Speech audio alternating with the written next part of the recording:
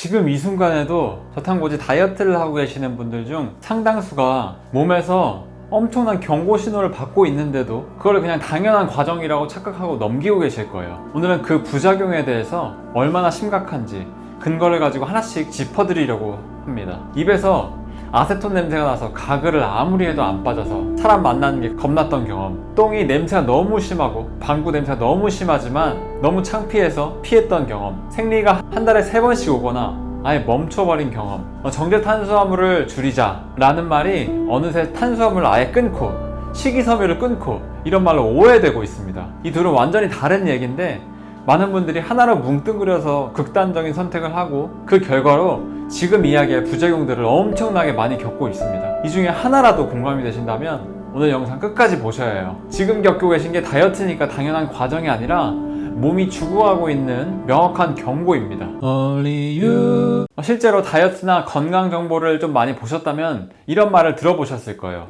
탄수화물이 문제다. 밥 끊으면 살 빠진다. 실제로 저탄고지를 시작하면 2주 안에 체중계의 숫자가 눈에 띄게 줄어듭니다. 특히 우리나라는 탄수화물 섭취 비율이 평균 65에서 70% 정도로 세계적으로도 좀 높은 편이라서 이걸 확 줄이면 더 건강해지지 않을까 라는 생각은 아주 자연스러운 흐름이죠. 실제로 워킹하고요. 그런데 이 생각이 조금 줄이자가 아니라 효과 있으니까 아예 없애자로 번지면서 지금 심각한 문제들이 드러나고 있습니다. 지금부터 말씀드릴 부작용들이 실제로 일어나고 있어요. 먼저 생리불순, 무월경, 탈모가 엄청나게 일어나고 있습니다. 극단적인 열량, 탄수화물 부족을 몸은 지금 번식할 상황이 아니다라는 신호로 받아들이고 위험한 상황이다로 받아들입니다. 여성 호르몬 분비 자체가 줄어들죠. 그래가지고 생존에 필수적이지 않는 모발 성장에 쓰이던 에너지가 줄어들고요. 그래서 머리가 후루룩 빠지죠. 월경도 없어지게 됩니다. 아니면 생리불순이 일어나서 한 번에 3번씩 월경을 한다든지 이런 것들이 부작용으로 엄청나게 많이 나타나고 있어요. 그리고 극단적으로 탄수화물 제한하면은 몸에 케톤을 만들면서 생기는 부산물이 아세톤 냄새입니다. 입에서 엄청나게 아세톤 냄새가 나서 가글로도 안 되고 계속 칫솔질해도 안 되고 일상생활에 문제가 생기는 분들이 많더라고요. 그리고 극단적으로 탄수화물을 줄이면 몸은 갑작스럽게 열량 부족을 위기로 인식해서 대사량을 확 낮춰버려요. 더 줄여도 더 몸은 버티고 더 줄이면 더 버티고 쓸데없는 것들을 다 탈락시키고 탈모 오고 이런 일들이 계속해서 벌어지고 있습니다. 이럴 때는 더 굶는 게 아니라 균형 잡힌 식사로 대사량을 정상화하는 게 먼저예요.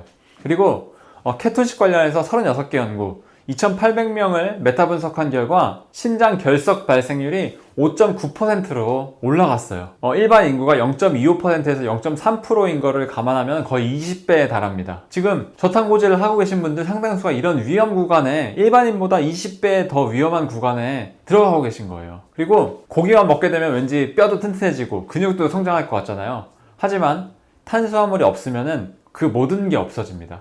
고기를 많이 먹게 되면 몸이 산성화되고 몸을 산성화를 완충하려고 뼈에서 칼슘이 계속 빠져나가요. 이 케톤식이 왜 발명이 됐냐면 소아 난치성 뇌전증 치료로 케톤식을 평균 5년간 실행했을 때 뇌전증은 좋아졌지만 이 연구에서 골밀도가 크게 떨어지고 골절과 결석이 14% 이상씩 발생해서 아이들이 골다공증 치료 주사까지 맞아야 했던 사례가 보고되고 있습니다. 성인도 장기간 저탄고지를 유지하면 같은 기전이 작동할 수 있어요. 우리가 뼈 튼튼해지고 근육 만들려고 하는데 뼈가 오히려 약화되고 골다공증이 생긴다니 이게 충격적이지 않나요? 그리고 임신 중에 저탄고지, 무탄수 산모의 기형아 출산율이 일반식 산모보다 최대 2배 높게 나타난 연구도 있습니다. 그래서 지금 임신을 계획 중이시라면 이 시기만큼은 저탄고지를 피하는 게 훨씬 더 안전한 선택이에요. 아이를 위해서도요. 그리고 우리나라 30세 이상 성인의 상당수가 대사증후군을 겪고 있고 비만 인구가 전체 3분의 1에 달합니다. 밥 소비량이 계속 줄고 있는데 대사질환은 오히려 늘고 있어요. 이거는 사실은 밥 문제가 아니라 가공식품, 정제당 이런 것들의 섭취가 늘어난 게 훨씬 더 큰 문제의 가능성이 높습니다. 그러니까 적당히 먹어야 돼요. 뭐든지. 탄단지가 괜히 필수 영양소 3대 영양소가 아닙니다. 적당히 드셔야 돼요. 너무 끊고 너무 극단적으로 가니까 이런 문제들이 계속해서 발생하는 것입니다. 그래도 당뇨 환자들한테는 저탄수화물 도움된다는 연구들이 많지 않나요?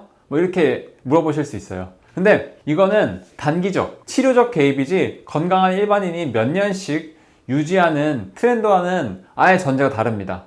우리가 문제 있어, 염증이 있어서 항생제 먹고 났어요. 그렇다고 항생제를 계속해서 먹진 않잖아요. 병이 나면은 끊잖아요. 그쵸? 그러니까 이것도 치료식으로 단기간 딱 하고 끊어내야 되는 것입니다. 결국에는 골고루 먹어야 되는 거죠. 하지만 이걸 계속 평생 유지한다? 이거는 좀 문제가 있을 수 있습니다. 그래서 건강식으로 계속해서 바꾸는 연습을 하셔야 돼요. 정제당, 초가공식품 이런 걸 끊어야 되지, 아예 탄수화물을 끊고 식이섬유를 끊고 이런 것들은 사실 여러분을 죽이는 것입니다. 그럼 어떻게 될까요?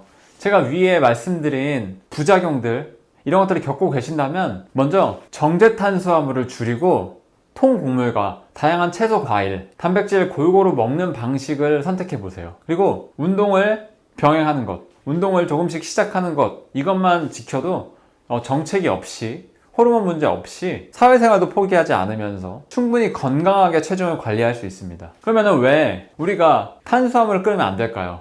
우리 몸이 탄수화물을 필요로 하는 이유는 크게 세 가지예요. 먼저 첫 번째는 근육과 뼈를 만드는 데 관여합니다. 이상하시죠? 단백질이 그렇게 하는 거 아닌가? 라고 생각하실 수도 있는데 인슐린이 여기에 포인트입니다. 인슐린은 단순히 혈당을 낮추고 뭐 이렇게 그냥 하는 게 아니라 몸 전체 대사를 관장하는 매니저 같은 거예요. 지방 저장에도 관여하는 건 맞지만 근육을 만들고 뼈를 만드는데도 똑같이 사용돼요. 그래가지고 아까도 말씀드렸지만 극단적으로 탄수화물을 끊어버리면 오히려 근손실과 골밀도 저하로 이루어질 수 있어요. 충분히 골고루 하셨죠. 극단적으로 가면 몸은 항상 문제가 생깁니다. 그리고 식이섬유는 장 건강의 핵심이에요. 이게 부족해지면 장내 미생물 균형이 잃고 만성 염증으로 이어질 수 있어요. 식이섬유가 독이라고요? 진짜 독은 뭘까요? 자신의 몸으로 실험하지 않으셨으면 좋겠습니다. 그럼 이렇게 고기만 드시는 분들이 고양이과 반추동물, 이누이트족, 마사이족, 고인류는 탄수화물 없이도 잘 지내다 과일 얻기 어려웠다, 그런 주장들 많이 하죠. 근데 하나씩 뜯어보면 정반대의 이야기가 나옵니다. 고양이과는 우리 몸이랑 전혀 다른 시스템을 가지고 있습니다. 그게 단백질에서 포도당을 합성하는 능력이 뛰어나서 진성 육식동물이라고 하거든요. 근데 인간은 잡식동물이잖아요. 신진대사 구조가 아예 달라요. 또 반추동물 같은 경우는 위가 4개인 경우가 많죠. 미생물이 풀을 발효시켜서 에너지를 얻는 구조예요. 인간의 소화기관과는 완전히 다르죠. 그래서 코끼리 풀만 먹어도 살찐다, 소 풀만 먹어도 살찐다, 이게 맞는 말이 아닌 게 구조가 아예 다르니까 비교 대상이 아닌 거죠. 아셨죠? 그리고 과일을 구할 수 없었고 생존 전문가들이 과일 하나도 안 먹고 풀떼기 안 먹고 그런다, 이거 먹을 필요 없는 거다 라고 하는데, 과일을 얻는 곳은 좋은 곳이었겠죠. 좋은 곳들은 지금 다 도시가 되어 있습니다. 생존 전문가들이 그런 것들을 안 먹는 이유는 구할 수가 없는 거예요. 좋은 곳들은 다 도시화가 됐거든요. 다 먹을 게 많으니까 정착하고 우리를 속이고 있는 것입니다. 자신들의 주장을 하기 위해서 우리를 속이는 거예요. 이런 것들을 정확히 냉정하게 판단해야 합니다. 내 건강을 위해서예요. 무조건 믿지 마시고. 그리고 이누이트족도 얘기 많이 하죠. 이누이트족은 사냥한 동물의 간과 피, 발효 요리, 해조류, 베리류를 어떻게든 찾아가지고 당을 찾아서 먹고 심지어 케톤을 적게 만드는 방향으로까지 유전자 변형이 일어났어요. 케톤이 정말 좋은 거라면 왜 이걸 억제하는 유전자가 살아남았을까요? 캐나다의 이누이트족은 캐나다의 백인들보다 평균 수명이 10년이 짧습니다. 또 마사이족 얘도 많이 드시죠. 마사이족은 사냥꾼이 아니라 유목민이에요. 엄청나게 큰 광야를 돌아다니는 족속입니다. 그래서 칼로리의 40%를 유제품에서 얻고 하루 유당 섭취량만 200g이 넘어요. 이 부족 남성은 8명을 대상으로 운동을 끊어봤더니 절반이 당뇨 전 단계로 진행됐습니다. 4주 만에요. 먹는 건 똑같이 먹고 운동을 끊어봤더니. 마사이족 식단이 우월한 게 아니라 압도적인 활동량이 대사를 억제하고 있던 거죠. 운동 엄청 많이 하는 거예요. 우리 근데 운동 하나요? 식단만 흉내내면 똑같이 되나요? 당뇨 전 단계. 아셨죠? 한쪽만 보면 안 되고 입체적으로 보는 시각을 가져야 됩니다. 360도로. 제발 입체적으로 보셨으면 좋겠어요.